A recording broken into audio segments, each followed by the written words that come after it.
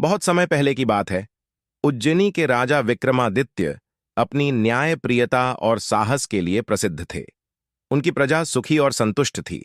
लेकिन एक दिन उनके दरबार में एक बूढ़ा साधु आया और राजा से मदद मांगने लगा। साधु ने कहा, हे राजन, मेरे गांव के पास एक प्राचीन कुआं है जो श्रापित है।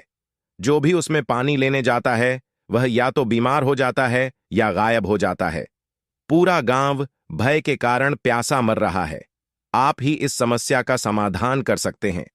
राजा विक्रम ने तुरंत साधु की बात मानी और अपने मंत्री और सैनिकों के साथ उस गांव की ओर प्रस्थान किया।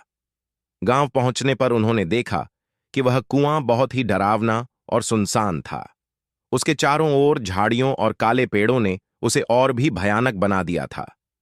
राजा ने गांव वालों से पूछा, इस कुएं का इतिहास क्या है?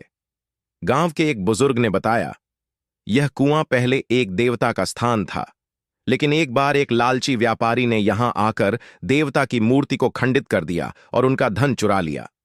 देवता ने क्रोधित होकर इस कुएं को श्राप दे दिया कि जो भी इसके पास आएगा उसे अनहोनी का सामना करना पड़ेगा।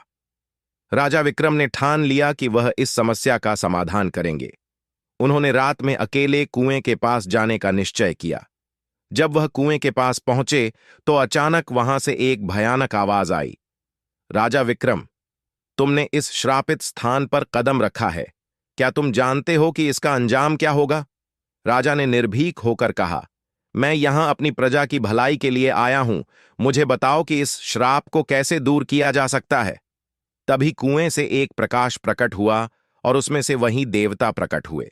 उन्होंने कहा, हे राजन, तुम्हारी निष्ठा और साहस से मैं प्रसन्न हूं। इस श्राप को दूर करने के लिए तुम्हें उस व्यापारी के वंशज को खोजकर उसकी क्षमा याचना करवानी होगी। तभी यह कुआं फिर से पवित्र होगा। राजा ने देवता की बात मानी और कई महीनों की खोज के बाद उस व्यापारी के वंशज को ढूंढ निकाला। राजा ने उसे अपने पापों का प्रायश्चित करने के लिए तैयार किया। उस वंशज ने देवता से क्षमा मांगी और पूजा अर्चना की।